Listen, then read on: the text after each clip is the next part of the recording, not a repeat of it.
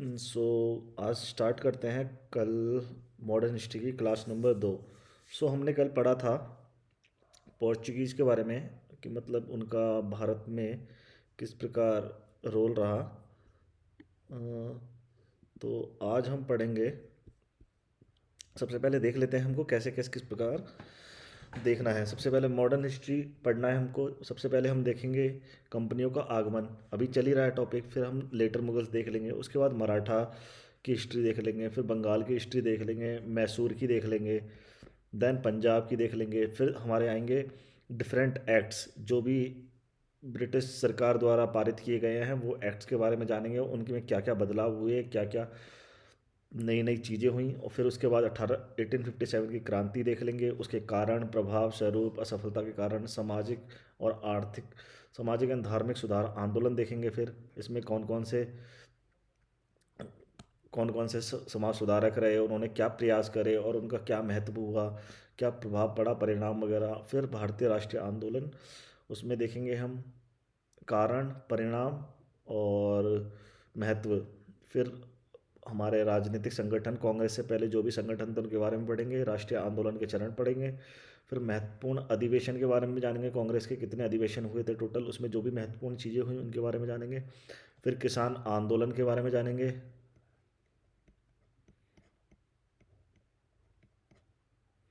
और जनजातीय आंदोलन, फिर साम्यवादी आंदोलन। इस प्रकार हमारा कोर्स रहेगा।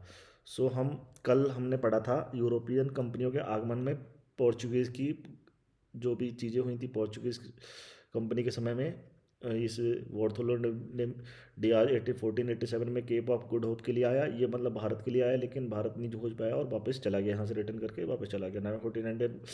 1498 में वास्को डी गामा आया, जो कि भारत की खोज की गई थी। पश्चिमी तट पे आया था, कालीकट बंदरगाह पे। और उसको यहाँ पहुँचाने के लिए किसने हेल्प की थी? अब्दुल मनीक ने करी थी। और ये गया था तो कितना मुनाफा कमाया था, क्वेश्चन पूछा जाता है। 60 टाइम पर कमाया था। 1503 में पोर्चुगीज़ की पहली कंपनी बनी। और 1505 में फ्रांसिस्को डी अल्माडा गवर्नर के रूप में आया। सेकंड गवर्नर अल्फांसो डी एल्बुर्क बना, जो कि पुर्तगाली साम्राज्य का वास्तविक निर्माता था। भारत में गोवा पर अधिकार किया 1510 में, और 1530 में गोवा का मुख्य केंद्र बना लिया। और थर्ड, जो कि नीनो डी कूना के नाम से जाना जाता है। और इसका एक और कारण पड़े थे कि क्यों इस्टेब्लिश नहीं हो पाई इंडिया में, क्योंकि अब अरब व्यापारियों ने विरोध करा था। ब्राज़ील में खोज सोने की खोज हो गई थी, तो उनका ध्यान ज़्यादातर ब्राज़ील पे था। धार्मिक असहिष्णुता की नीति अपनाई, जिससे लोगों ने इसका साथ नहीं दिया और उन्होंने 3G पर फोकस किया, जो कि ग्लोरी, गॉड और गोल्ड था। और अब इन्होंने तीन नीतियाँ देख लेंगे। ब्लू वाटर पॉलिसी, जो कि ब्लू वाटर पॉलिसी कहता है कि पोर्चुगल अरब सागर में इनका एकाधिकार दिया था, एकाधिकार था। और जब भी कोई कोई गतिविधि करनी होती थी, पोर्चुगली से अनुमति लेनी पड़ती थी। कार्टेज सिस्टम क्या था? परमिशन लेटर था। और जब अकबर आया था तो उसने भी ये लिया था पोर्चुगीज से। अर्माडा सिस्टम क्या था? कि कोई भी भारतीय जहाज़ों के साथ पोर्चुगीज़ जहाज़ों को भेजा जाता था। 1556 में फर्स्ट प्रिंटिंग प्रेस आ गई थी। फिर इन्होंने गोथिक जो भी शैली अपनाई यहाँ पे भारत में, गोथिक शैली में निर्माण किया। उसकी विशेषताएं क्या होती हैं? नुकीले मेहराब होते हैं, ऊंची छतें होती हैं और बारीक सजावट होती है। इतना हमने पढ़ चुके थे। अब स्टार्ट करते हैं आज की क्लास। क्लास 2। ठीक है, आज डेट। सो आज हम पढ़ेंगे डच के बारे में। पोर्चुगीज हमने पढ़ ही लिया, अब डच के बारे में पढ़ेंगे। डच, तो जो फर्स्ट ट्रैवलर था डच का, फर्स्ट ट्रैवलर, उसका नाम था कॉर्नेलियन डे हेस्टमल, जो कि 1596 में आया था। Sorry, let me correct you.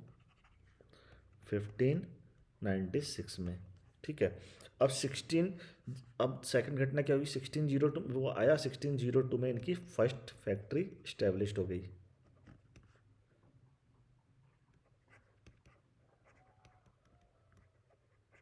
ठीक है। अब 16 यहाँ करेक्ट करना चाहूँगा मैं, मतलब यहाँ की फर्स्ट फैक्ट्री इन्होंने 1605 में करी थी, और Dutch company, Dutch east India company की स्थापना 1602 में हुई थी। तो इंडिया में जो इन्होंने इस्टेब्लिश करी थी 1605 में करी थी फर्स्ट फैक्ट्री, और ये करी थी मुसलीपट्टनम, जो कि पड़ता है आंध्र प्रदेश में। ठीक है, ये हो गया। फिर इन्होंने एक और फैक्ट्री, मतलब काफ़ी फैक्ट्री करी, लेकिन जो 1653 में इनकी मुख्य फैक्ट्री हो गई थी चिंसुरा। चिंसुरा कहाँ पड़ता है? चिंसुरा पड़ता है बंगाल में। ठीक है, अब ये हो गई थी यहाँ पे यहाँ तक की। अब इन्होंने इस्टेब्लिश कर ली थी, तो दो शक्तिशाली, मतलब अब इतनी शक्ति हो गई थी कि मतलब ब्रिटिश को ये खतरा लगने लगा था। इन्होंने भी काफ़ी बंगाल में आ चुके थे, तो फिर इन बंगाल ब्रिटिश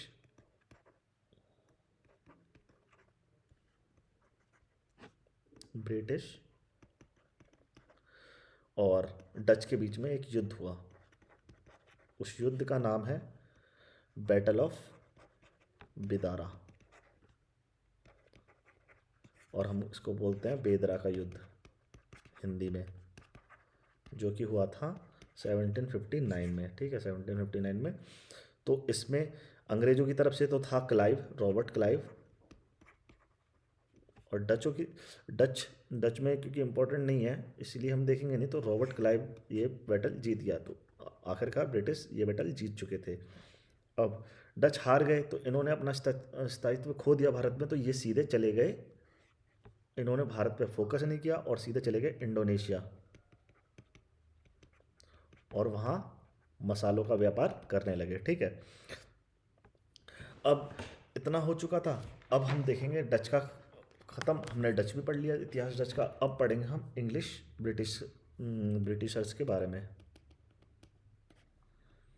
ब्रिटिश अंग्रेजी कंपनी। ठीक है, तो हम देखेंगे सबसे पहले भारत में प्रथम फर्स्ट ट्रैवलर, उसका नाम था भारत में आने वाले का John मिडन hall.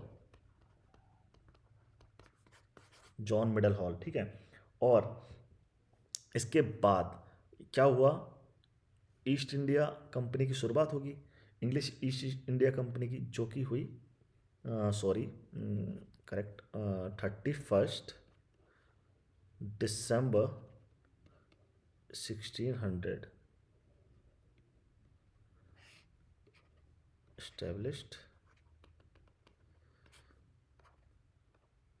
English east India company, ये उन्होंने फॉर्म कर ली। ठीक है, अब इसका एक फुल नेम भी है, लेकिन नेम से याद नहीं रहेगा, इसको बोलते थे मर्चेंट एडवेंचर्स शॉर्ट नेम में, और फुल नेम इसका है the governor and the company of merchants of London trading into East Indies. So इसका पूरा नाम था, लेकिन इंपॉर्टेंट नहीं है, मर्चेंट एडवेंचर्स नाम याद रखोगे तो उतना काफ़ी है। सो ये, फिर इसके बारे में जान लेते हैं, इस कंपनी के बारे में। ये एक प्राइवेट कंपनी थी,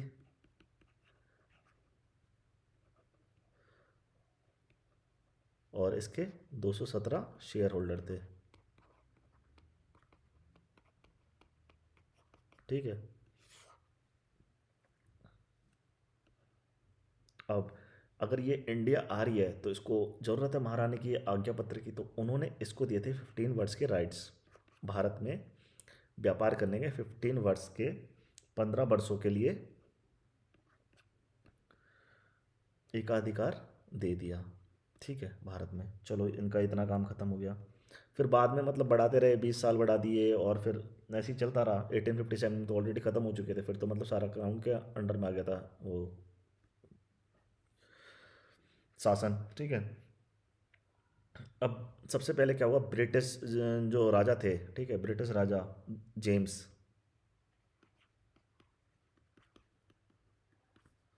जेम्स, ठीक है, इन्होंने जहांगीर के पास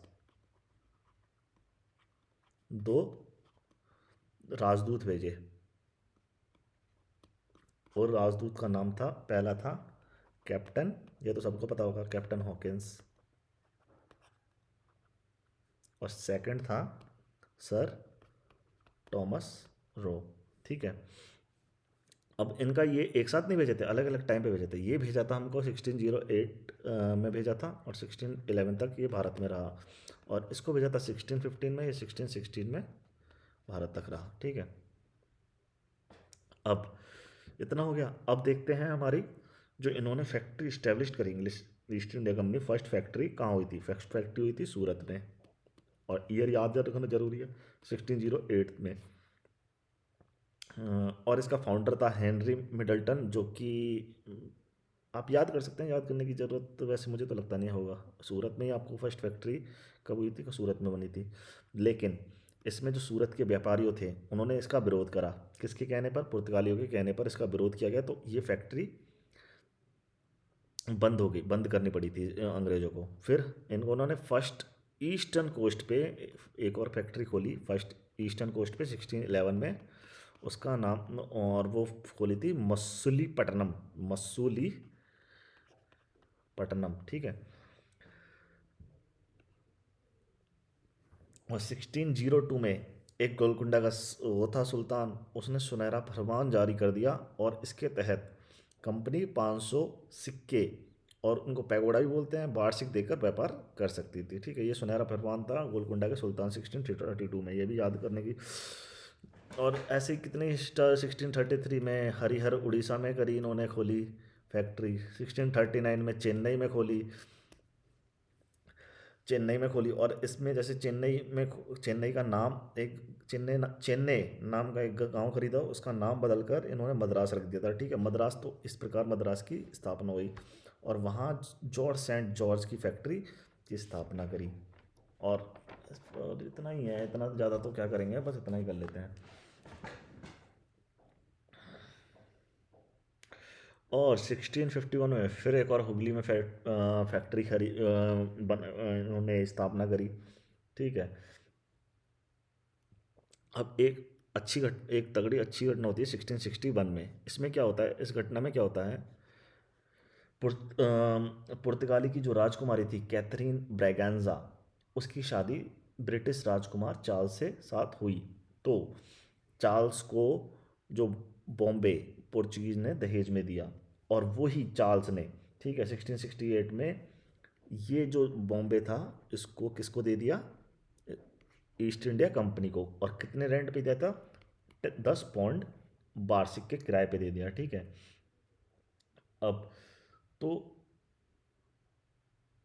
और इतना ही है, और तो क्या है।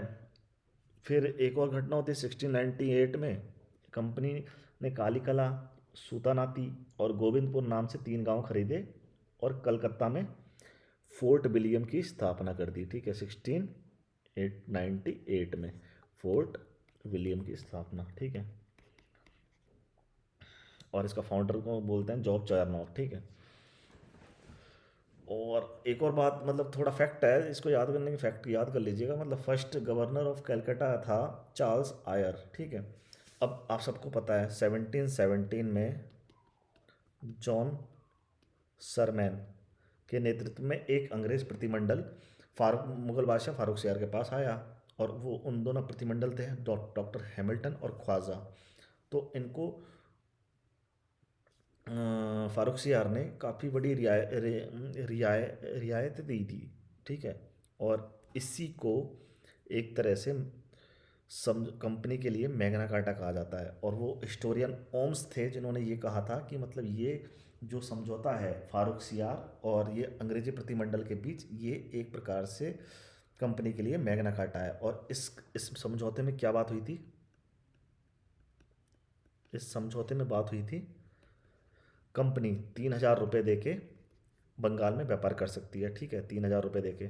सेकेंड, 10,000 रुपये देकर कंपनी सूरत बंदरगाह पर व्यापार कर सकती है, सूरत बंदरगाह। ठीक है, तीसरा, बॉम्बे में टस्काल के सिक्कों को मान्यता दे दी थी, सिक्कों को मान्यता। ठीक है, और चौथा, कलकत्ता के आसपास की भूमि खरीदी जा सकती थी। तो ये एक तरह से उसका चार समझौते में 4 महत्वपूर्ण बातें थीं। तो इतना हम देख लेंगे अंग्रेजी कंपनी की चीज़ों के बारे में। ठीक है, ये होगी अंग्रेजी कंपनियों के बारे में। अब धीरे धीरे हम पढ़ेंगे आगे नेक्स्ट क्लास में डेनिश के बारे में पढ़ेंगे। तो आज के लिए इतना ही। Thank you guys.